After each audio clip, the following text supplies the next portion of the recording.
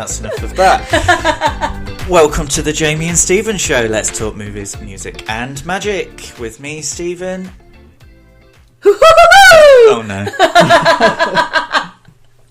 Yeah, there's going to be singing, there's going to be mimicking, there's going to be, I'm going to do impressions, you name it. Any minute now, I'm going to be doing my exercise.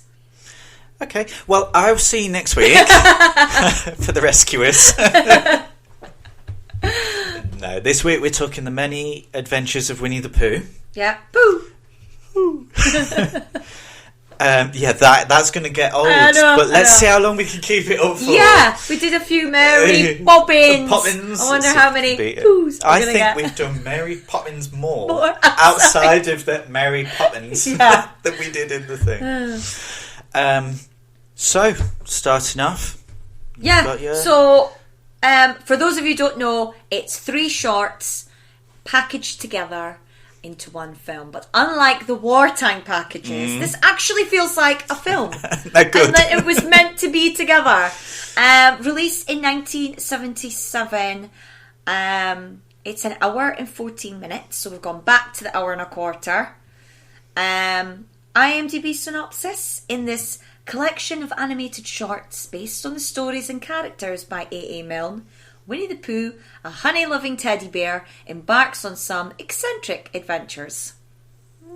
Yeah, I thought that was a good one. Yeah, at least one fits, because some of these have been a bit... They have been really weird. Yeah. Now I'm going to destroy the internet. Okay. The original Inside Out. With depression, nervousness, excitement, hunger and annoyed. Very good, Stephen. Yes. Internet officially... I mean, Taylor Swift, who's that?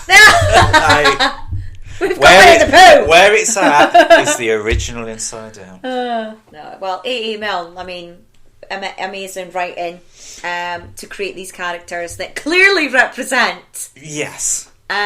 Different... Have you read the books? Yes. I have as well. Yes, I have. Not all 30. Oh, no. But I think I've read in order about half. I'm about halfway through.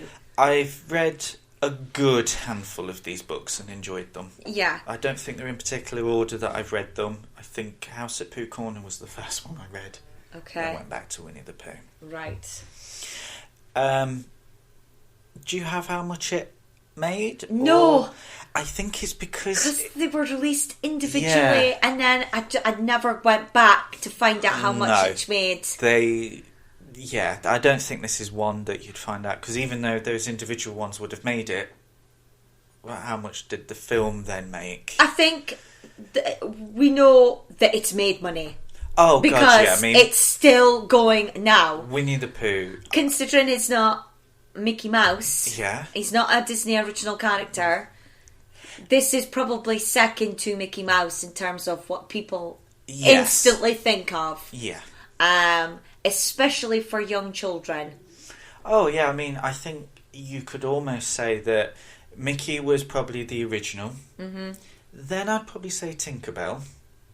Yeah. And then it's Winnie the Pooh. And I think it has been Winnie the Pooh up until very recent, let's say recent, over the decade or so, when you kind of get a little bit more Frozen. Yeah. And because Frozen's just on its own. But the fact that so many people around the world think it's Disney. Yeah. And don't know that it's history. Well, making of the film, it's actually all down to Walt Disney's daughter, Diane Disney. Again. Yeah. Because it was his daughters that he did Mary Poppins. Yeah. There are 2 accounts of this, and Disney give us both accounts, so thanks for lying to us at least once. Okay. So the account that I knew and knew of before was basically that Diane, and has provided quotes, said that she would be sat up in her room and she'd be laughing and reading the books and finding them amusing. And Walt Disney went up to go and see what was happening. And she showed her the books. And he basically, right then, started to acquire the rights. See, that's the story I know of for Mary Poppins. Now, this is in books. This is on even the making of Winnie the Pooh, which is not on Disney Plus, by the way. However, on DVD, on the extra for Christopher Robin, okay, there's a 3-4 minute extra. It states that Lillian Disney was reading the book to Diane Disney Miller. Yeah, which would be about right. And it was the noise that they were making together that Walt came up realised, it's a family thing. So, different, similar. I would say that would probably be... See... Because even in Saving Mr. Banks, he says to Travers, I heard my daughters laughing. Yeah. And I went up to find out, and they told me about Mary Poppins. And they quote, he says, it's this Poppins, Dad. And he says, Poppins? Who's Poppins? And so it's a similar kind of thing, but basically he started to acquire the rights in 1938. However, didn't get them until 1961. So he was trying. God, that's even longer than Mary Poppins. Yeah, he basically just, he wanted them. Now, the reason behind that, and it's gone on even to the last decade or so, A.A. Milne was a bit carefree with who he gave the rights to. In fact, some rights he gave to 2 people. Okay. And basically it got to the point where Walt bought the acquirement that he did was the re-releases of the books with that artwork. So he owns them. Is it Shepherd, the illustrator? Something so Shepherd. He owns that. Okay. And he can make films from them. Right. Which are basically the exact same as the original ones, which someone else owns the right to. Okay. But without the illustrations? But without the illustrations. Okay. So all the re-releases and everything have all done. Then, separate to that, there's an issue with the rights of Christopher Robin. So Christopher Robin also appears or is mentioned in poems. Yes. Which were licensed to someone else. Oh, okay. Which feature the character Christopher Robin. So it was difficult. God. And to be honest with you, I didn't have enough time or intelligence to sit and work through that minefield. In fact, there were legal proceedings with Christopher Robin's daughter. Yeah, Mary something. Yeah, about trying to acquire her rights. However, not only does the estate of A.A. Milne own certain rights, but so does this other company, and so does Disney. Yeah. And they're all like, well... Yeah, and just like the illustrator's daughter, also, like, she has the rights to the artwork, and... Yeah. So, bear in mind, we've seen a lot of... Sorry, my cat has decided to join in with the podcast. He did like Winnie the Pooh. He was sat there watching. Really? I must admit, I think it was the bees. Okay. He liked the bees. So, yeah, there was an issue, basically. Yeah. This is the last film where Walt had any personal involvement with, because obviously he oversaw the original The Honey Tree. Yes. He was also there for the Blustery Day. Yeah.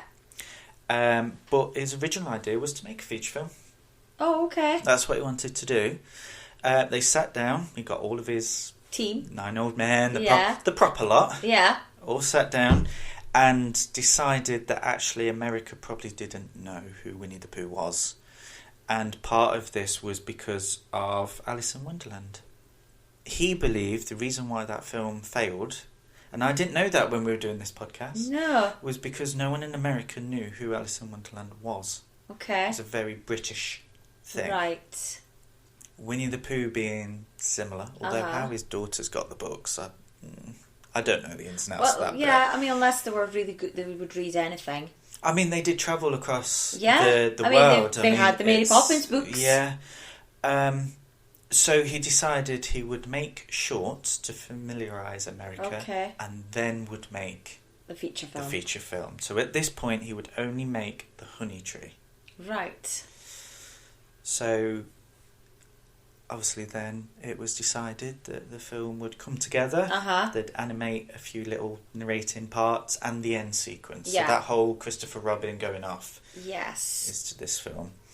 And release it as a film. Yeah. Yeah, I've only known it as this. But when I looked into it, because again, this is another one that was a favourite of my dad's. Yeah, I had this. And when I looked into when they were individually released, it would make sense that it would be the Honey Tree that my dad would have seen in the cinema, because he often talks about sneaking in to the cinema as a boy. Okay. And going to see it. And when I looked at 1977, I was like, you would have been in your 20s. Yeah. Why would you? Why were you sneaking in to watch Winnie the Pooh? Then, when I found out the original release of the short, I was like, you were 13. Right, okay. So, yeah. The cast. Yes. Right, so I'm going to run through the cast, and I've just written quickly down some of them, what other people would have known them from. And then, so narrator is Sebastian Cabot, who people will recognise as Bagheera. Yes. And obviously, with the Honey Tree being made at around the same time as the Jungle Book, it makes sense that it would be him and the rest of the cast as well. All kind of ties in. I mean, I'll just dip in when I've got something, but he died in August 1977, which was just 5 months after the film was released. Oh, because he's such a good narrator. I mean, we will get to all the versions, but I mean, John Cleese was another good one. I have a soft spot for that film. So. Sebastian Cabot, Rabbit is played by Junius Matthews. He died in January 1978, so less than a year after the film was released. Basically, I think all these people are dead. Apart from Christopher Robin. Oh, okay. And one of the Christopher Robins. And Rue. Yes. Kanga. Junius Matthews as Rabbit. Did you have Where Else People? Archimedes, Sword in the Stone. Oh, yes. Yes. Kanga, Barbara Luddy. Yes. Who was Lady. Yes. Gopher. Bear with me, I might have one for Kanga. Okay. I've got 10 pages written here, so I won't... don't, No, I don't. I thought that it was covered enough when we've done others. Gopher is Howard Morris. Apparently was a voice actor and a director. That's what I wrote down. Yep, Howard Morris, we mentioned in the Jungle Book that he could have been the voice of Bagheera. Oh, yeah. But it was here. Just while we're on the gopher, do you know the fact about the gopher? Yeah. Go on then. Yeah, because to make an American character. Yeah. Yeah. I'm not in the book, you know. Yes! And I wrote that down. Yes. Yes. That was a little... Nod. To the fact that he isn't in the books, but they wanted to add a character to... Well, they replaced a character. They replaced Piglet. Yes, there was uproar. And there was. Yeah, too right. Speaking of... Piglet. Piglet is played by John Fiedler. And, I've written down he was Vinny in The Odd Couple. And we spoke about him last week because Maid Marian and Lady Cluck were also in The Apartment. The Odd Couple, sorry. So I have some other roles. Mm-hmm. He was Father Sexton in Robin Hood, as we mentioned, Howie in The Shaggy DA, Deacon Owl in The Rescuers, the Porcupine in Fox and the Hound. He was Rudy and the Old Man in The Emperor's New Groove. His last role as Piglet was for Pooh's Heffalump movie in 2005, but it was released after he died. But his last film role overall was Rudy in Kronk's New Groove, also in 2005, released after he died. Eeyore. Yes. Is voiced by Ralph Wright, and he was part of the story team for Lady and the Tramp and Sleeping Beauty. So basically he... Oh, bless you. Sorry. He was one of the... Oh, bless you again. Any more? No. No. So basically he did the voice during a storyboard and got the part. Yeah, it's so weird because I think the actor that did him, and I think he has passed as well, actually. The actor who does the recent is from Toy Story. Toy Story 3. He plays the clown. Oh, okay. You know, that was friends with Lotso. Yeah. Think it's Chuckles. Yes, is he Chuckles? I think so, yeah. And that is probably... I mean, they couldn't have gotten anyone closer to be so similar in voice. I must admit, it did take me out in the 2011 Winnie the Pooh film.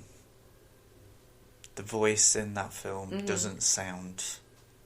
Well, I think that's the Chuckles guy. It is. But I think he's refined it afterwards because it sounds like a one-off. Okay. To me. Do you have any others for him? No. No. So, as you mentioned, he was an animator. He worked on many Goofy shorts, and actually, he pioneered the concept of the hero failing his goals, which was copied by Warner Brothers for Wile E. Coyote, Sylvester, and all those lot. He did basically the Goofy shorts. Right. So that how to ride a horse, and he fails to ride a horse, he developed that. Okay. And it's acknowledged about 50 years afterwards, but it was acknowledged. He worked on story for Bambi, Saludos Amigos, The Three Caballeros, Song of the South, the cartoon bits, Lambert the Sheepless Lion, the Trick or Treat short with Donald's nephews, Peter Pan, Lady and the Tramp, Sleeping Beauty, The Jungle Book, The Aristocats, and Bedknobs and Broomsticks. Elsewhere, he also worked on stories for Popeye the Sailor Man, Mr. Magoo, and the Dick Tracy animation shorts. Wow. There's going to be a lot of me making lists during this podcast, just to let you know. But yes, Ralph Wright. Amazing. Like, the voice of Eeyore was involved in so many animated classics. Yeah. Fab. Owl is voiced by Hal Smith. And I wrote down he's the mayor of Borach in the Rat Race. Okay. That was the old... I thought, people might know him from that. I didn't really know. He would fill in for Sterling Holloway in the 80s for Winnie the Pooh. Really? Mm-hmm. He played the slob elephant in the Jungle Book, the one that's eating the grass and whatnot. He voiced Goofy in A Mickey's Christmas Carol. Oh. And he went on to continuously voice Goofy for a while. He returned to the classics to voice randomly Philippe in Beauty and the Beast. So he obviously does a really good horse impression. However, he also provided voices for... Okay. And I've got my finger on the list because it is a list. Huckleberry Hound, Quick Draw McGraw. He didn't provide the voices for those characters, but in these shows. So you would recognise his voice work. Huckleberry Hound, Quick Draw McGraw, The Bugs Bunny Show, The Flintstones, Yogi Bear, The Jetsons, Mr. Magoo, Roadrunner Show, Pink Panther Show, Scooby-Doo, all iterations of the 60s, 70s and 80s. Oh No, It's the Hair Bear Bunch, Yogi's Gang, Hong Kong Phooey, The Tom and Jerry Show, but the 1970s version, Captain Caveman and the Teenagers, Fantastic Four, the 1980s version, Yogi's Space Race, Popeye the Sailor Man, the later version, Garfield. He was in the Smurfs, Dumbo's Circus, which was never aired, but go onto YouTube, it is mad. Okay. Basically, imagine You know Snuffleupagus in Sesame Street? Yes. Imagine that, but Dumbo, and then a Okay. circus and Dumbo talks. Anyway, he also worked on Sesame Street, DuckTales, Charlie Brown, Gummy Bears, Yo Yogi, Darkwing Duck, the Little Mermaid TV series, and finally, The Rescue. The Rugrats, not The Rescuers. Oh! Wow. So yes. I'm glad I had a drink before this. That was Owl. That was Owl. Right, Roo is voiced by Clint Howard, whose brother is Ron Howard. And for those who live under a rock and don't know who Ron Me, Howard that is, name rings a bell, but I'm... Happy Days! Oh, for God's sake. Okay. And yeah. like one of the most famous film directors, Of all time. and daughter is now a film director as well as an actress. She was in Jurassic World series, and she's directed episodes on The Mandalorian. Yeah, all right. But yeah, Clint Howard. I think he has a cameo in Waterboy. Oh, okay. He plays somebody in the audience. I think he's with Rob Schneider. They sit together during the games and they take Fair the piss enough. out of him. Yeah, fair enough. I think he wears a hat with beer. That Oh, okay, yeah. good thing, yeah. So yeah, he's also in which was his brother's film, Apollo 13. He plays one of the controllers Okay. at the command center. So yeah, he's one of those where he's in it, Yeah. and you will recognise him because of how he looks. I mean, they do look similar, but he has a very distinctive look. So when you see him in something, Yeah, you'll then wow. spot him in other things. But yeah, I didn't write anything extra for Roo, but it was in a different Disney film, and I can't remember which now. I've got a feeling he was one of the voices of...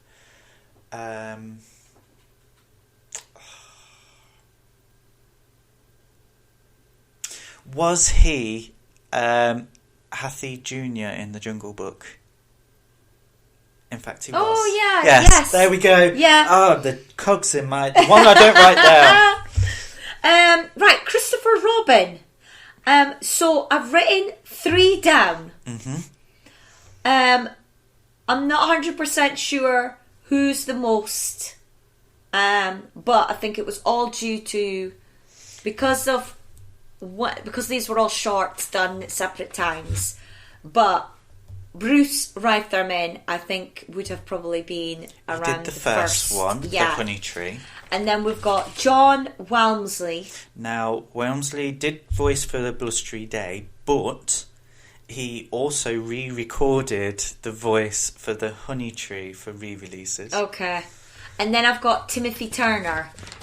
Who voiced the final one, but didn't re-voice the original 2 in this. So, yeah.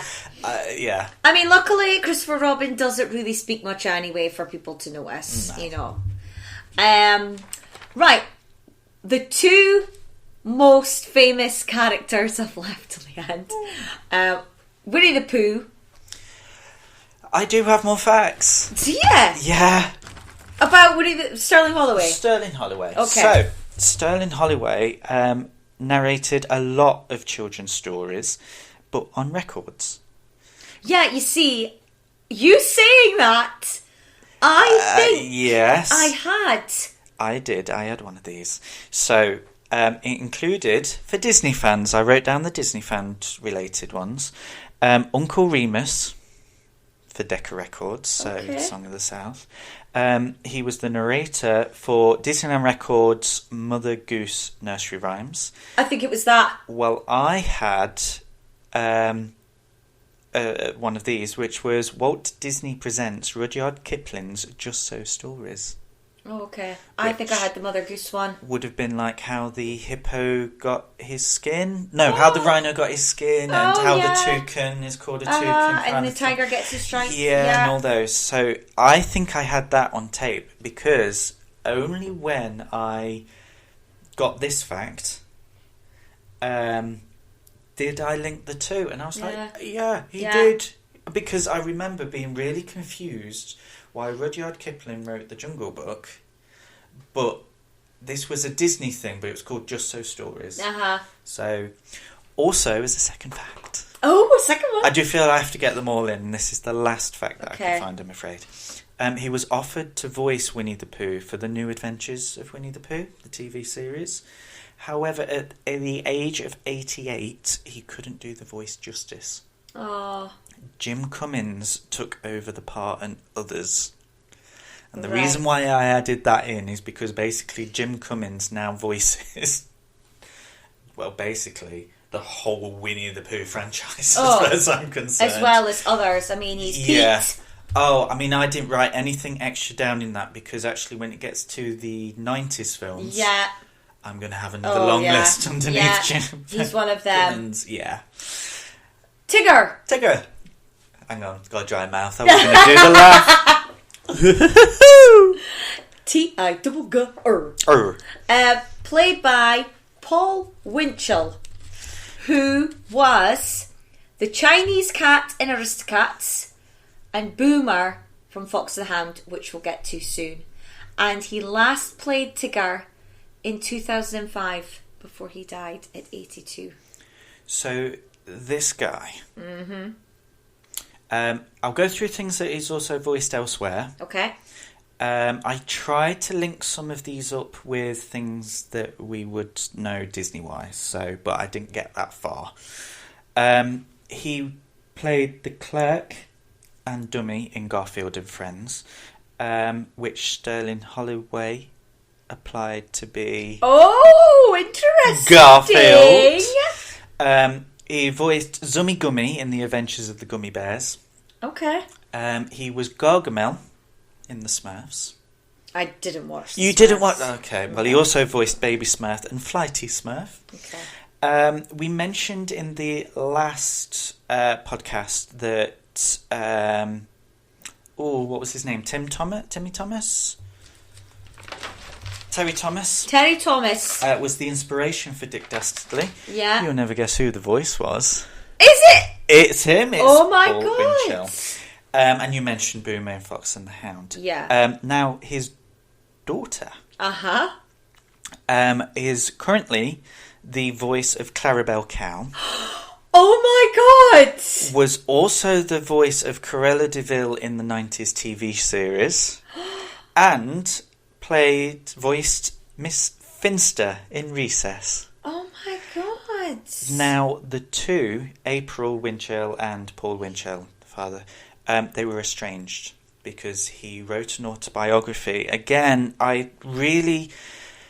Not to bring that... Winnie the Pooh is such a happy film that I don't want to linger on this too much, but please look into his life story more. He suffered from domestic abuse and a lot of mental illness. Okay. And he had mental breakdowns. He was committed into hospitals. It caused a big estrangement, and it was his autobiography that did that. She didn't...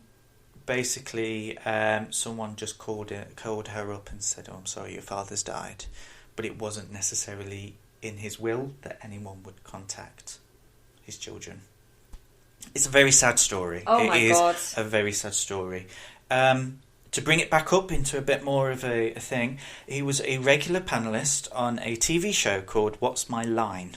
Oh, I've heard of that. Yes. For Disney fans, bear in mind his daughter voiced Cruella in the 1990s. Yes. Well, the voice of the contestant in What's My Crime is the same voice as Cruella de Vil. Okay. And that is a spoof of What's My Line? Wow.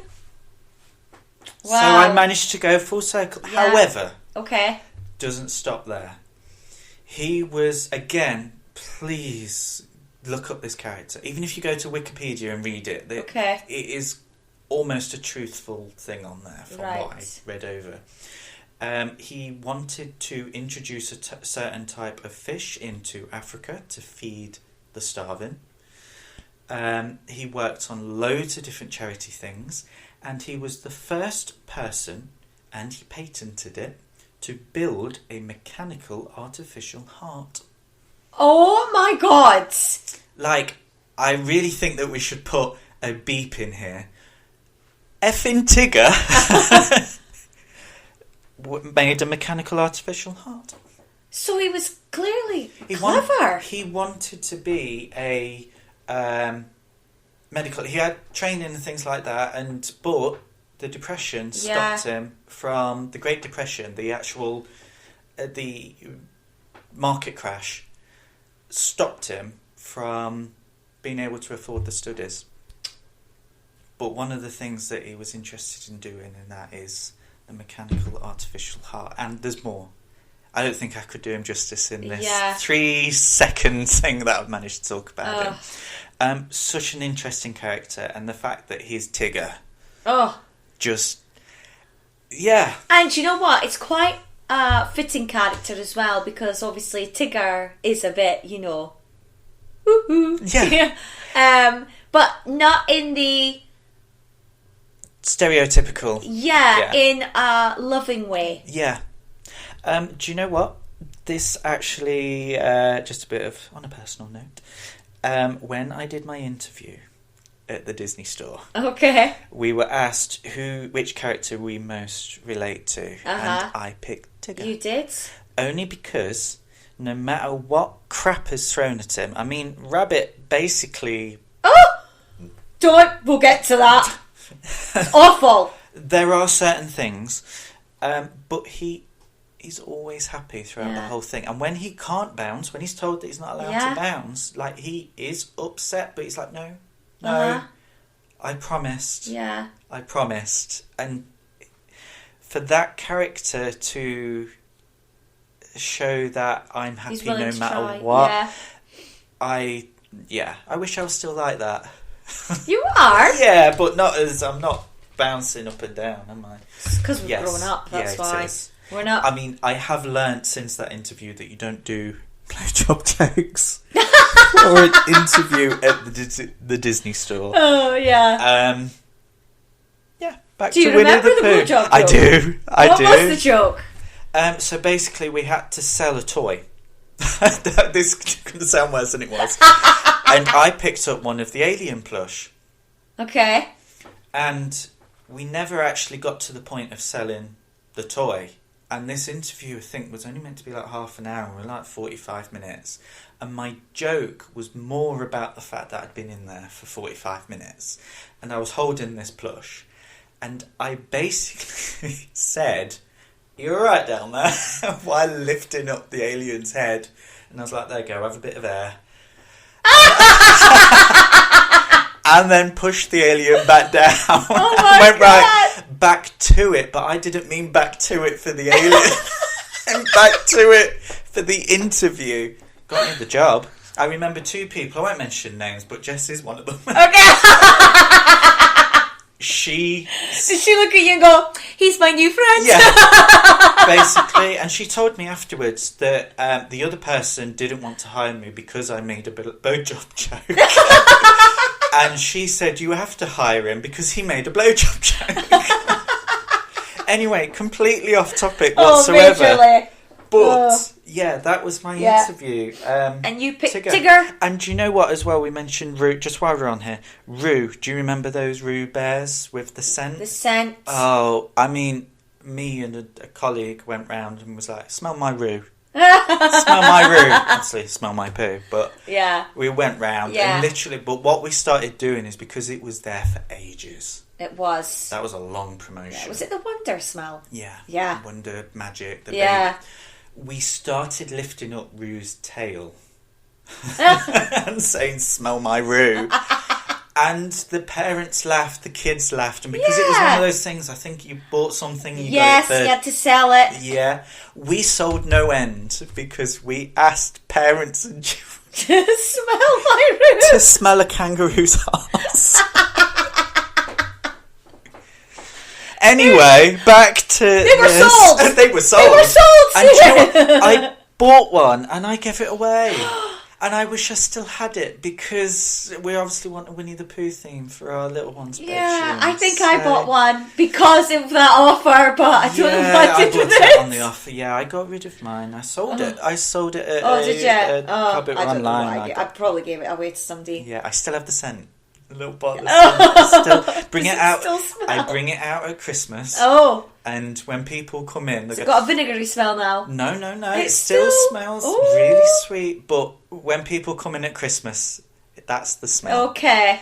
So when people go, oh, it even smells of Christmas. No, it smells of Rue's Disney back. magic. It's the kangaroo's arsehole. Anyway, yeah. So did you know that Paul Winchell was not the original choice? No. Walt Disney for the Honey Tree. Will it be the blustery day? Yes, yes, it was. Yeah, blustery day. Wanted Wally Boag. Now, he was obviously considered for the voice of Tigger. Now, I think we would have seen a lot more of this person. A lot more. Because he was almost like a protege for Disney. He saw something in him that he just wanted to nurture. He voiced Jose in the Enchanted Tiki Room, which you'll get to experience. I will the experience that next year. Tiki Room, which obviously the song is by the Sherman Brothers. However, the script was mainly written by Wally Boag. Oh. This guy. Walt wanted, again, to further his career with special... Can't get my teeth in. He made specially added characters in The Absent-Minded Professor and The Slunner Flubber to be played. And also, Boag participated in the development of The Haunted Mansion. Wow. And the reason why he wasn't considered... he was considered, but the reason why Weatherman didn't go with him is because he was seen as too zany for a children's film. But yet they went with Winchell. Another little fun fact, sorry, and this really got me. Oh, right, okay. Guess who? Because he was like a touring person. He wrote production, starred in, did ventriloquy, and did stuff on the stage. Guess who he pulled up on a stage to do, I think, his ventriloquist act. Think of a Disney person who would have been a little girl around the time of the 40s, say.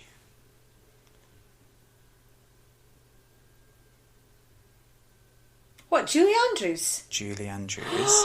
And she did this, and he said, do you know this song? And they sang it, and they were so impressed with Julie Andrews' voice, that's when she became noticed. Wow. And much later on, and it was something to do with a anniversary of something, and I've got a feeling it's after Winnie the Pooh, I believe. Might have been an anniversary of Mary Poppins or a re-release or something. Julie Andrews and Wally Boag went up on stage and did that duet. Amazing. That to me is the type of fact, along with the whole heart thing, that why I love doing these podcasts. Yeah. Because that's absolutely not Disney related. No. But at the same time, it still connects. It connects. Yeah. So, yeah. Also, Disney handpicked John Fielder after hearing his voice on TV as Piglet. Okay. Oh, God, yeah. I mean, that is Piglet down to a T. Yeah. I mean, luckily they have managed to get someone that's still good, but... So, do you want to know the thing about Piglet? That's near enough his real voice. Oh, really? Yeah, he had to make it a little bit higher. Okay. But not too much. Oh. And it's only made a little bit higher because Piglet's quite small. Aww. Right. Yeah, look at all those. I know. That was loads of... I'm definitely going to read about Paul Winchell. Yeah. I'm definitely going to read about him. It really... yeah. Is that guy you like... that I've got books of that I've borrowed from you? Is he done Jim Corcus? No. Do you know what? My heart broke the other day. Yeah, I saw that. So, someone on Threads was talking about why the Black Cauldron and the Rescuers and those lot are not at the end. Yes. of Wish. Yeah. And I thought, I'm going to ask Jim Corkis.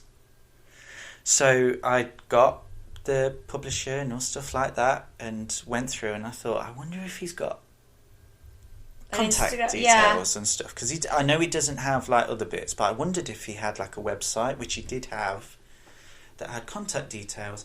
And yeah, he passed away last August. That really... Was he old or... Yeah. Okay. I mean, he was like in his 70s, I believe. That's not that old. No, but considering... Yeah.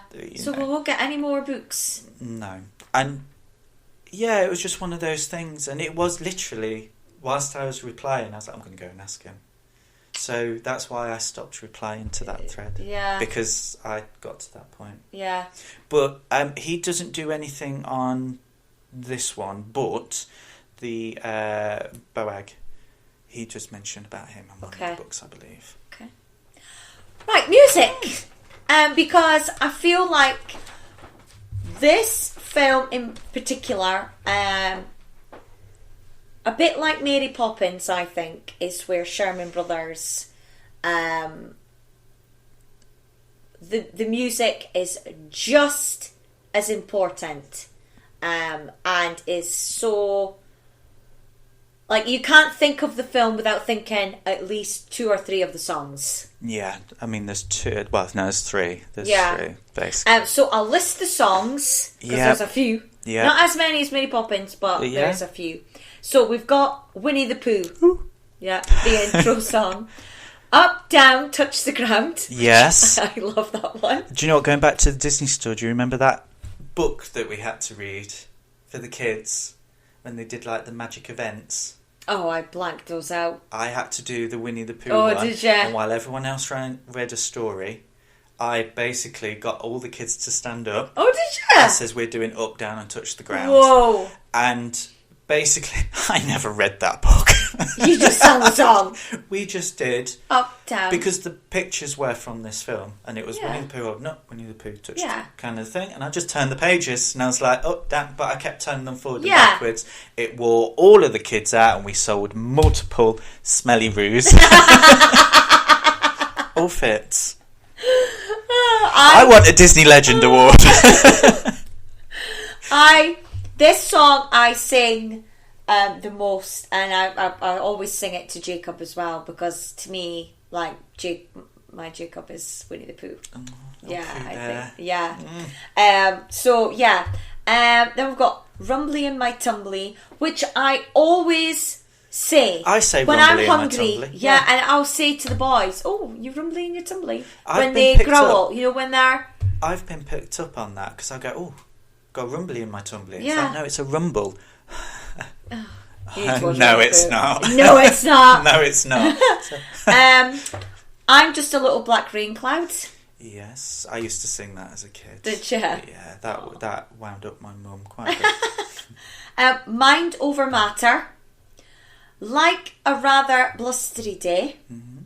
The wonderful thing about Tiggers. Heffalumps and woozles. Yes. The rain, rain, rain came down, down, down. Rain, rain, rain, down, down, and down. hip, hip, hooray. Yeah, I mean, the thing I like I said when we were talking about the Tigger, it's such a happy movie.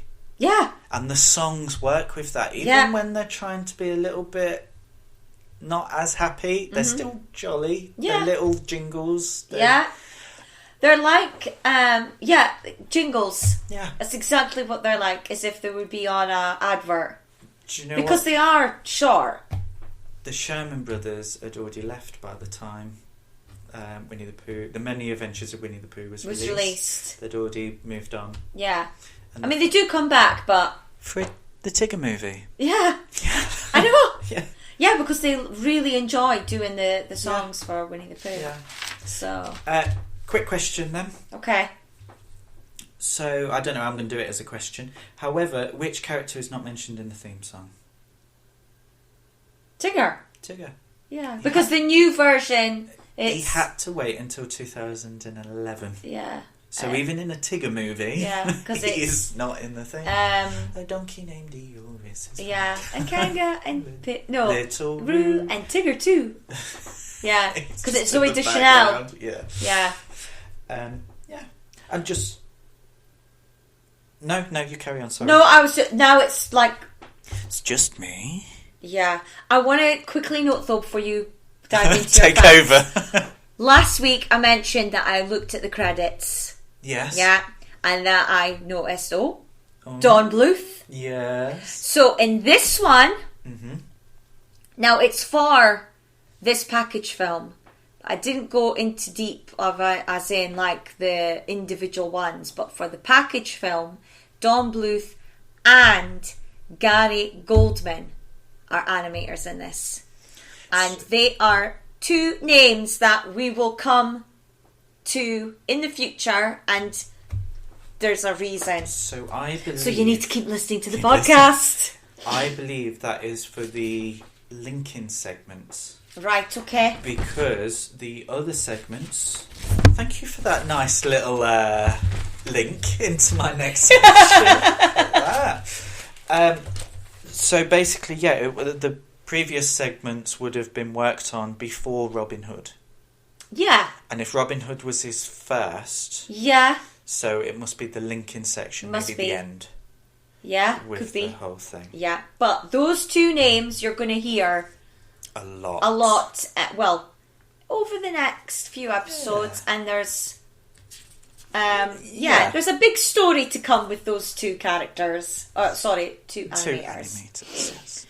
Yes. So yes, The Honey Tree, first released in February the 4th, 1966. It was the last short produced by Walt to be released in his lifetime.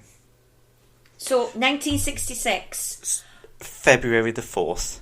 My dad's birthday is February the 2nd. So it would have been 11. So the 1955. First Walt Disney release in your dad's lifetime was The Honey Tree. And what was it? One of his favourite films? No, because he was born in 1955. I said 65. No, 55. It would have been 11. so he was 11 when he snuck into the theatre. Yeah. The first two chapters... Sorry, it's based on the first two chapters of the first book, which is just titled Winnie the Pooh. The scene where Rabbit puts a frame on Winnie the Pooh. Yes. Behind. Yes, his bottom. Is bare hind. Little dad joke there. Get me practicing. Yes. Walt imagined it. Yeah, apparently it was one of his favourite scenes. Yeah, he was reading it, and he went... Rabbit needs to decorate that. I'm putting words into Walt's mouth now, but basically, I want to stand there staring at a bear's ass. You'd put a frame around it. Yeah. Walt selected Wolfgang Reitherman, to direct, because of the whole Alice in Wonderland thing. He wanted it to be a little bit more Americanised. Okay. However, for the blustery day... Reitherman was like, no, this film, this short needs to be more British. Yeah. So it kind of went back on itself. We've mentioned the 2011 Winnie the Pooh. Mm-hmm. There's a bit of a bigger story than this, but in a nutshell, it was originally, there was going to be a special edition of The Honey Tree released with deleted scenes, but there was not enough content. Instead, they created and released the 2011 Winnie the Pooh film. Oh, fab! Because it's brilliant. That whole not bit. Oh, right. Yes. That to me is just comedy at its finest. And the fact that Owl could have flown out of that hole the entire time. It's the can you not? I cannot not. You cannot not. I cannot not. Who's there? it's the whole joke, and then when he goes, "Who's there?" That to me is, I mean, that could be in a sitcom. Yeah. And would get equal amount of laughs. Yeah. Yeah. So whilst I might, because I found it difficult to kind of order this, which is why you may have heard my paper rustling quite a bit. The Honey Tree was individually released in America in the fall of 1966 and in 1967. It was also released on TV in America in March of 1970 and was repeated every year until November 1977. Now, what month was this film released in? I didn't write it down. It was April. Oh, okay.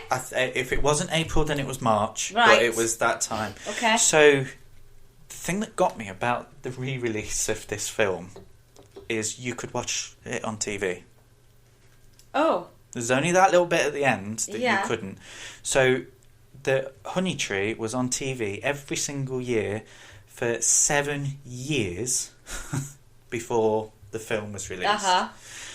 In the UK, it was re-released in 1976 and then was re-released again in 1985 as the short before Peter Pan. Okay. It was re-released as a short on TV in 1986. Oh, the year I was born! Moving on to the Blustery Day. Yeah. Now, obviously, these are not called what I'm shortening to. It's Winnie the Pooh and the Honey Tree, Winnie the Pooh and the Blustery Day and whatnot, but still. First released on December the 20th, 1968. It is the last short ever with Walt Disney's input. Okay. It's based on the third, for short, it's based on the 3rd, 5th, 9th and 10th chapters of the first book and the 2nd, 8th and 9th chapter of the second book. Yeah. House at Pooh Corner. It won the 1968 Academy Award for Best Animated Short Film. And again, I noted that Reitman wanted to be more faithful. And basically, it originally was called Winnie the Pooh and the Heffalumps. And basically, because the Honey Tree was so popular, the Blustery Day short was chosen as the first animation project without Walt. Okay. So it's obviously the Aristocats came afterwards, but Yeah. this is the first time they attempted something animated without Walt Disney. Oh, I'm going to need a serious drink after this one. Blustery Day came on TV at the US in November 1970 and was released every single year. Oh, wow. So again, it was on TV. On TV for 7 years before that. VHS and Betamax from 1986. And it's a special feature on the DVD of... Now, I knew it as Winnie the Pooh's Most Grand Adventure, but everywhere I found it is Winnie the Pooh's Grand Adventure Search for Christopher Robin. So whichever one you know it as, I'm sure that Most Grand Adventure is what was on my video. I didn't have that one. It was released as a Super 8mm film in the early 2000s, and it's the final one ever made by this company, and is the rarest of all because there was only 12 ever made. Wow. 12. Whoever's got one of them. Oh, you've got money. Yep. You're going to Disney World. Again, I do apologise for how much I am talking. But basically, Winnie the Pooh and Tigger 2 was first released in October the 21st, 1974. So I do apologise, it was released after Robin Hood, but it was worked on before then. Yeah. So. It's the first Winnie the Pooh short not to be produced by Walt Disney. Yeah. So the other two were. You can tell. Yeah, it's different. It's the 3rd chapter of Book 1 and the 4th and 7th chapter of Book 2. House at Pooh Corner. It was nominated for the Academy Award for Best Animated Short Film, but didn't win. No. Sorry, and then there's the final short sequence at the end. This was specially made... Sorry, it was originally made at the same time as Winnie the Pooh and the Blustery Day. Okay. However, it wasn't released. Right. I don't know whether they were making another short or whatnot. I don't know that. But it was made around then because of the voice work done by Christopher Robin, whoever was the Christopher Robin. Yeah. It exists, Okay. so it's on a blustery day. That's basically the last chapter of book 2. Tigger 2 was re-released December 1974, so a little while the same year basically, and again in 1978, and it was on TV and repeated from 1975 onwards. Oh, So again, you could watch near enough the whole film. Yeah. The Many Adventures of Winnie the Pooh was released on VHS, Betamax, CED video record and Laserdisc in 1981, but in the UK it had to wait until 1997. Oh, God. However, it was released on DVD in 2002, Blu-ray in 2013 and Disney Plus. Now, because of the Blustery Day segment being on Super 8mm film, that means that Winnie the Pooh and the Blustery Day is one of the only Disney films, shorts, whatever you want to call it, to be released on all formats. Wow. Except for 4K. Okay. So it joins Robin Hood, but Not in 4K. unfortunately, there's no 4K of Winnie the Pooh or Robin Hood. Is it on Disney Plus though as 4K? Well, it is. It is as the 4K, but it's not released on a 4K Disc. Yeah. disc, Yeah. so it's the media Okay. kind of thing. So, I don't know if you got anything about this, but basically, there was another short made in the 1980s called A Day for Eeyore. Yeah. Now, I had a recording of this one on the Okay. same video as the Robin Hood one and my christening, Oh. randomly. Okay. And I had the A Day for Eeyore segment on my Winnie the Pooh, and it was part of it. So it was slotted in after the Tigger 2. Yeah, which makes sense because isn't it like 1983 came Yeah. out? And it's before the Christopher Robin has to go to school. Yeah. Because the first time I went to Paris, Disneyland Paris, there's a bridge between Sequoia and... Santa Fe. No. It's the bridge between Sequoia... As you're walking towards Newport Bay. Oh, yes. And you can go towards Sequoia, but there's a little bridge. Me and Luke played Pooh Sticks. Aww. I can't remember who won. I guess it was me. Well, he's not here to say otherwise, so yes. But yes, I remember that section. I have 2 more facts, and then I have like all the sequel information and stuff. Okay. At the parks, you can see it on the ride called The Many Adventures of Winnie the Pooh. It's based purely on the Blustery Day section. Okay. You'll get to see that. I know, I can't wait. I think Jacob's going to love it. I don't, it's crap. You say that though, but they like the Pinocchio and the Snow White rides. Then they'll like this then. Yeah. Winnie the Pooh and near enough all the characters are meet and greets. Yeah. You could, yeah. Yeah. Apparently Piglet is a rare meet and greet. But I've seen him twice. Oh, see, I haven't. So because it's maybe- always Rabbit with Eeyore. Now Rabbit is considered rarer than the no, others. Rabbit but and Piglet's Eeyore the we've rarest. seen, but we've just not met them. I've got... And Eeyore and Tigger often are together in Disneyland Paris. Do you know what I recommend for you when you go to Walt Disney World? Go to the Crystal Palace. Okay. And they do the character dining. Right. And is it Winnie the Pooh? It's Winnie the Pooh. Right, okay. And they walk around your table. They just walk around. Okay. And they're there. You get your photos. Yeah. And yeah, no, it's really good. Right, It's, okay. and did you know this? And have you seen it? But Winnie the Pooh has his own show at Disneyland Paris called Winnie the Pooh and Friends 2. No. No, never seen it. And Never. I don't know whether it still goes, but when I've seen things, it's written as the word has, which tells me that it's current, because had is in the past. So I don't know if it's just misworded. Probably. But So- no, I've never... No. No. And my last facts, Okay. before we go on to the sequels. Well, I've got a few... Oh. Oh, yeah. that you've not mentioned. There is an annual festival held in Austin, in Texas, and it's called Eeyore's Birthday Party, and it started in 1963. Okay. And it's every single year.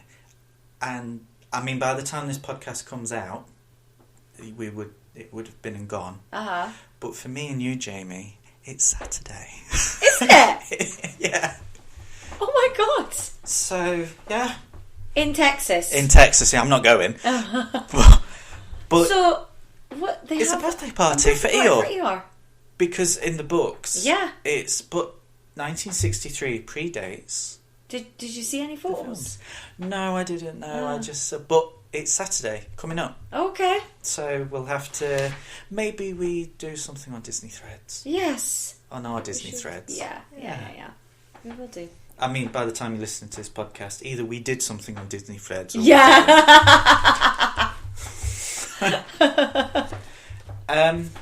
I don't think I have any more. Have I got 10 pages? Yeah, but I've spoke really quickly, Jamie. I know, you have. And a lot as well. Okay. Yes. My other things now are all about... the sequels. Sequels and cameos. Okay.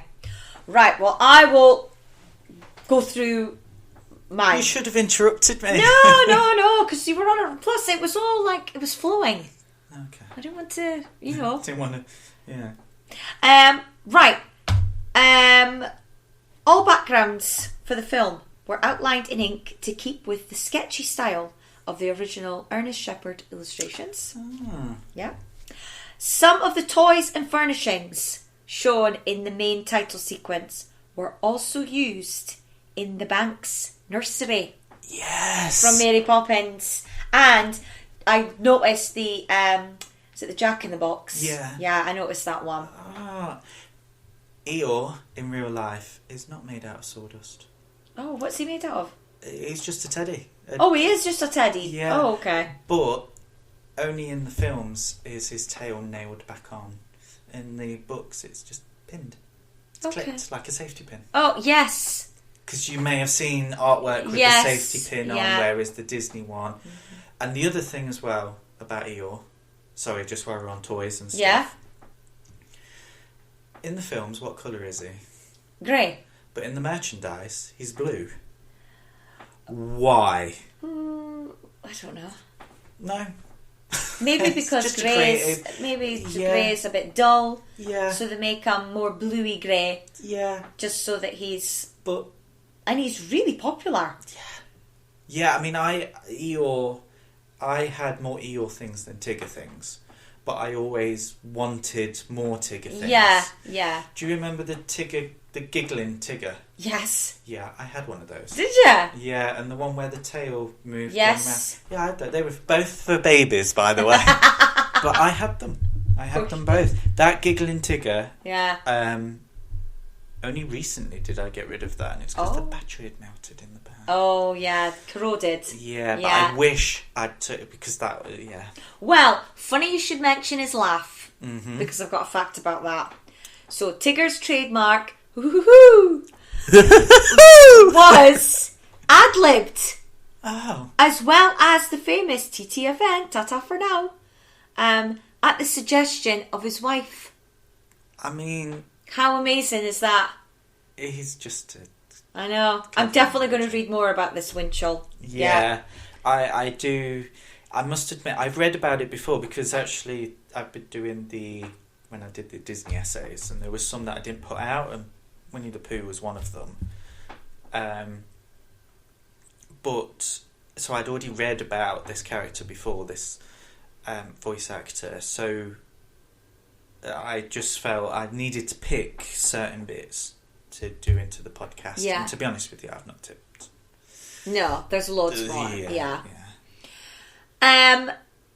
First Disney animated feature film in which Glenn Keane was involved. Mm. He joined the studio 2 years after the release of Robin Hood. Mm. So he would have been part of the third one. The Tigger 2 segment. And for those of you who don't know who Glenn Keane is, he you will know his work. So he was the character design. He did the character designs for Tarzan, Rapunzel, the Beast, Aladdin, the bear in Fox and the Hound. I'm trying to think of something else. I don't know what character he does, but he was also in Pocahontas. He also designed characters in Pocahontas. Oh, it was Pocahontas. Was it Pocahontas? Yes, it was Pocahontas. Blah, blah, blah, blah. Yes, it was Pocahontas. Oh. Because, what's his face? Andreas Deha, who's also an animator from the 90s, he talked about how getting that jawline that Pocahontas has is really difficult, and that is he compliments Glenn Keane's abilities, because he says the way he designed her, he says it's really hard to copy. Yeah, it doesn't. She's never looked right since that film. No, she's not. She just doesn't look. It's always her, and there's another one that's just never looks. I can't think who it is, but one of them just doesn't look like her. So that's a name you're probably going to hear when we get to the 90s. And speaking of another animator, so Bernie Mattinson, who directed Mickey's Christmas Carol, and he's at the start, he walks out of the Disney animation studio with the young animator in the short for the anniversary. Once Upon a Studio? Yeah. Oh, okay. So he's the old man that walks out with the young girl. Oh. That's him. That was his last thing he ever did, because he died just after that. His wife made a Winnie the Pooh. Like stuffed bear. Yeah. Hoping that it would be used in the film. Yeah. But when he took it to Reitherman, he was like, "Oh no, I've already got one. Sorry, mate. You know, probably not like that." But yeah. But it was saved and used in the 2011. So that bear in the opening sequence is his wife's Do you know what? handmade stuffed bear, because obviously the original is, or was, because I think it may have been moved now since the whole copyright thing. Yeah, but it was in the Met. Oh, it was the Smithsonian. Smithsonian, yeah, they're all in New York. The Smithsonian, Yeah. yeah. Buddy Baker, who wrote, arranged, and conducted the soundtrack for this film, drew inspiration from Sergei Prokofiev. Sorry, I'm Give her a minute. Prokofiev's Peter and the Wolf. Which obviously we've watched. We talked about. and designed the score so that different musical instruments would represent each character. Eeyore is the bass clarinet, Kanga is the flute, Roo is the piccolo, Rabbit is the clarinet, Piglet is the oboe, Owl is a combination of both the ocarina and the French horn, Gopher is the bass harmonica, and Pooh is the baritone horn. So, yeah. And my last one... Hold on. Yeah. Because of this movie's success, topping off other Disney films, Winnie the Pooh became Disney's only animated feature character to have an entire franchise of theatrical and home video films, and even a few television shows in the future. Which you are now going to talk about. Well, because there's so many, do you have a timer? I do. Right. Hold on. Let me get my stopwatch. So basically what I'm going to do now is any theatrical shorts that was released, any feature-length films that were either released to cinema or on DVD, TV shows and TV specials, and then, if I've got the time, I'm going to go through all of the cameos, all the films and shows that have cameos of Winnie the Pooh, and I'm going to try and do this in a minute. Oh, right, are you ready? Yes. Okay. Go. Winnie the Pooh discovers the seasons, a day for Eeyore. Winnie the Pooh's Grand Adventure, A Valentine for You, Seasons of Giving, Tigger Movie, Book of Pooh, Stories from the Heart, A Very Merry Pooh Year, Piglet's Big Movie, Springtime with Roo, Pooh's Heffalump Movie, Pooh's Heffalump Halloween Movie, Winnie the Pooh, Christopher Robin, Super Sleuth Christmas Movie, Super Duper Super Sleuths, Tigger and Pooh, and a musical too. Welcome to Pooh Corner, New Adventures of Winnie the Pooh, Book of Pooh, My Friends Tigger and Pooh, Playdate with Winnie the Pooh, Me and Winnie the Pooh. Too Smart for Strangers, Responsible Persons, One and Only You, Winnie the Pooh and Christmas Too, Boo to You, Winnie the Pooh, A Winnie the Pooh Thanksgiving, A Valentine for You, What's the Score, Pooh, and I, Eeyore. Cameos are House of Mouse and House of Villains, Snowed In at the House of Mouse, Chip and Dale's Rescue Rangers, the movie, Doc McStuffins, Monsters at Work, Once Upon a Studio, Time! Ralph Breaks the Internet, a B-movie, Who Framed Roger Rabbit, The Mouse Factory, Cartoon All-Stars to the Rescue, Wonderful World of Mickey Mouse, Aladdin television show, The Genie Turns into Tigger, and Tigger is mentioned in Monsters, Inc. Take a breath! Well done! And do you know what? Out of all of those, ignoring the cameos, I went through Disney Plus, and only The Many Adventures of Winnie the Pooh, Grand Adventure, The Tigger Movie, Very Merry Pooh Year, Piglet's Big Movie, Springtime with Roo, Pooh's Heffalump Movie, Winnie the Pooh, Christopher Robin, near enough all the TV shows apart from Welcome to Pooh Corner and Playdate with Winnie the Pooh, and only of the TV specials of Valentine's for You is on there. It's not even a third. No. Like, I used to watch the series in the 90s. And New Adventures of Winnie the yeah. Pooh. Because it's 80s to 90s. That's right.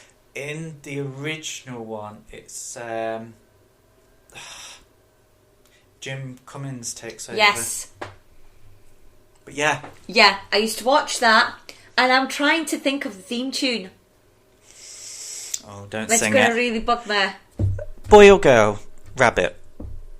Now, funny you should mention that, because I was going to say one of the things that I think is so appealing of Winnie the Pooh, as in the whole franchise, is that the characters really could be either or. It's very gender neutral, which, in current days now is, a win. Do you know when I first learnt that Rabbit was a boy? That 2011 film. Why? Where does it say that he is Just he. Okay. Didn't say that he's a boy. From the narrator. Even Rabbit couldn't think of what he was going to do. It's like, right, yeah. No. Yeah? No, Rabbit is a girl. Watching this, Rabbit's very proud of his garden. Rabbit's very happy with his. Rabbit got lost on his way. Yeah. No, Rabbit's a girl. And weirdly enough, I always thought Piglet was a girl as well. Yeah, I thought... So... I think really, it's very... Like I say, it could be... I think that's what's so appealing. I mean, Christopher Robin's been replaced by a girl character in one of those TV series, but I think that's to do with the rights rather than anything to do with that didn't last. I think that was was just coming to an end when I started at the Disney Store. And obviously there's a live action Winnie the Pooh, which is Christopher Robin. Yeah, which is... It's nice. It is. It's a nice, sad film, which... Yeah. Which actually I shouldn't like, because one of my criticisms about a film that's coming up is about how sad it is, and actually it's not necessarily... Well, I was going there, but with Christopher Robin, I would choose to watch it again. Yeah, I've watched it several times. I don't think they should remake any Winnie the Pooh as live action, though. No. That was enough. That's and luckily, what it needed it was original. Yeah. And it was very, very cleverly done. Yeah. Because I always wondered, how on earth, when I saw the trailer, and it was how are they going to get those stuffed toys in London? What is that about? But no, it was done really well. There's another film, although it's not made by Disney. Yeah, we were in a car driving to either Twycross Zoo with Jacob in the back, Right. or we were driving to rugby and we had this conversation. Yeah, and Margot Robbie plays the mum, and that's a really sad film. Yeah, that's about how he came to write the stories. So it's about A.A. Milne and the relationship with the son. And then, when you look into the history of the family, it is the opposite of what we get from the stories. And you would never think that the man who wrote these books, or the poems, was affected as much by the war as he was, and that he had such a terrible relationship with the boy. And the mum,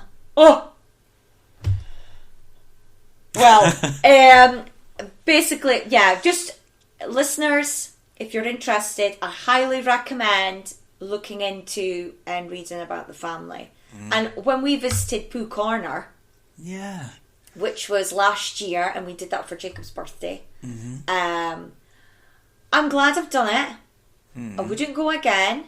I think it's only good for really big Winnie the Pooh fans. And just be prepared to wait, because it's tiny.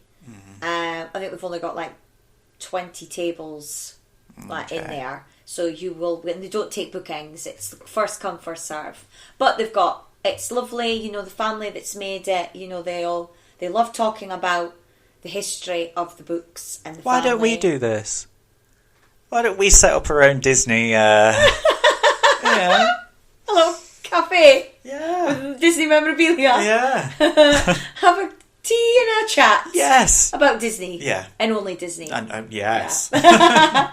Right. Thoughts of the film? Do you know what? I could almost just sum this up very, very quickly. I give this film a 3 out of 5. Oh. The only reason why I give it a 3 out of 5 is it is aimed at younger children than the majority of the other Disney films.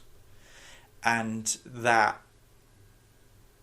why it suffered a bit for me. Okay. I didn't enjoy it as much as the others. I felt I could feel it. It doesn't feel like it's 3 separate things, but it does feel like just reading 3 chapters of a book. The only thing that I kind of came away with that I thought was brilliant was the way that the narrator gets involved with the characters. Yes, I love that. So much so that when I wrote a book last year, which, bit of a plug in here, was available over Christmas, but it's going to be available later this year as a whole release book together. I actually took inspiration from the narrator interacting with the character. And that's where it kind of comes in. I had ad breaks in this book, and it was all because I enjoyed that so much as a kid, and I still enjoyed it now. But yeah, it just feel like a children's, not a family film, a children's film. Okay. What about you? Well, I think because probably of nostalgia reasons, because of Jacob, I gave it a 4. Yeah, I mean, I the third one is like as a whole. If we're gonna mark the whole film as a whole, the third one is just not as good. I'm not interested in the story as the first 2. However, I do love the very end segment where basically Christopher Robin's going off to school and he's had to tell his friends that he's not going to be around as much, and that's like pulling on the heartstrings, So yeah, and there was notes that I made while I watched it this time. I liked the map and how it's similar to the actual one in the book. Because I had the book with the map. Yeah, mine's has got the map as well. I've put that I love the songs, and the narration, that is it like the breaking of the third wall? Is that what they call it's it? a fourth wall. Yeah, fourth wall. Yeah.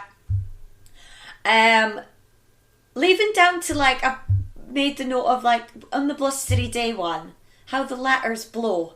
Yeah.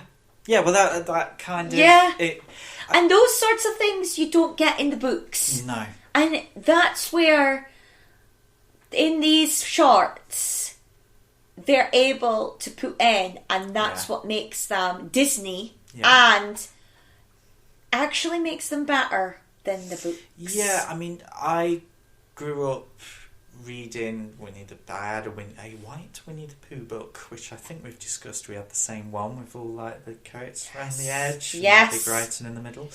But actually, I had more and read near enough all of the Paddington Bear books. Oh yeah. And I actually found them better. Okay. I found the humour more. Well, when I've read the book, cause mine's now is the box, and the 30 little books are in there, and they're tiny. They're like, I think my phone is. Yeah, they're not. They're taller. not big, yeah. No, but like they're very difficult to read. Like children wouldn't be able to read them. No. The way that the rhymes are and how he forms like the grammar and like it's really very difficult for a child to read. I would say in this instance that actually the Winnie the Pooh version is the Disney Winnie the Pooh version is better. Yeah. The how Pooh accidentally rescues Piglet I think is so funny and says a lot about it doesn't happen the like character. That in the book. No. He grabs an umbrella and he's in a honey pot. And it goes over to Piglet. Yeah. I just love those little things because it just...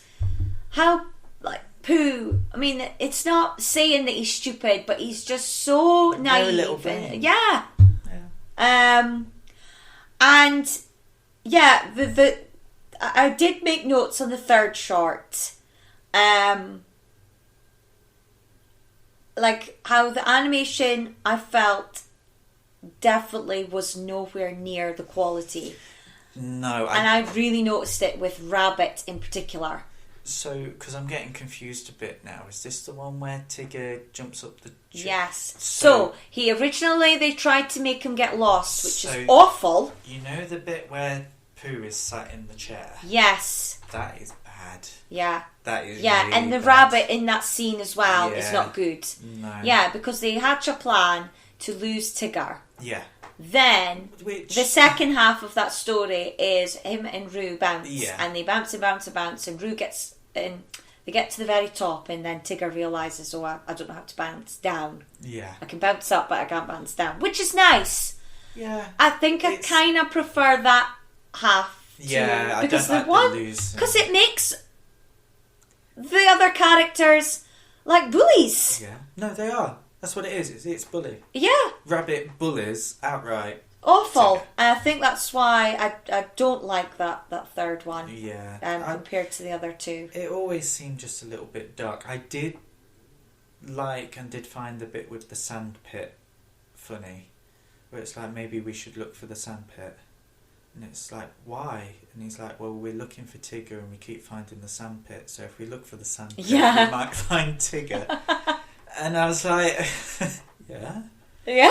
That makes Pooh sense. That makes sense to me. If I'm honest. Well, it would make sense to a child, wouldn't it? Yeah. So we've come to the end of our podcast. However, we're not going to forget something. No, we're not going to forget this time. The quiz. Yes. Right, okay. And then I am literally going to grab like 4 litres of water.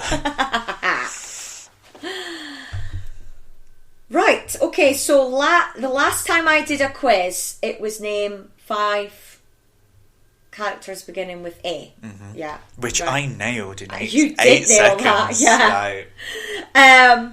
Right, so now I'm going to get you in... I'll give you 30 seconds this time. Oh, I don't want you to peek. No, I'm looking away. I'm looking down. No, I tell you what, let's go for this one. Seeing as how it's kind of relevant. Okay? And I'm not going to count this one. Okay, so this one doesn't count. This Winnie the Pooh does not count, okay? Because that would be cheating. Yeah. Right, so, but you'll only get 20 seconds. Okay. Because otherwise it'll be too easy. Oh. So, yeah. Right, are you ready? Okay. Okay, I'm just getting the timer sorted. Okay, listeners, hope you're ready. This is the second time I've been timed in this podcast. Okay, right. I'll ask the question first and then I'll start the timer, okay? Mm-hmm. Name 5 Disney classics set in the United Kingdom. Lady and the Tramp, 101 Dalmatians, oh, bugger. No, my mind's gone blank. Oh, Basil the Great Mouse Detective. God, my mind has gone blank. Robin Hood. Time. Yeah, no, my mind went blank. Oh, Stephen. Oh. Could I have said Mr. Toad? Well, yes. Yes. I have written Mr. Toad down. You could have had Alice in Wonderland. Yeah, Alice in Wonderland. They would have been 5. That would have been Sword in the Stone. Oh. Peter Pan. Yeah. And I would have also included or counted Black Cauldron. Yes, because it's Welsh. Yes. Yeah. Wales. Yeah. I can't wait to get onto the Black Cauldron. Because there's not a lot of information out there for it. So out of the ones I had, you got 3. Yeah. But yeah, under pressure. Under pressure. Yeah. Right, on that note. Yes. Yeah. Yes. We'll say ta-ta for now. Ta-ta for now, TTFN.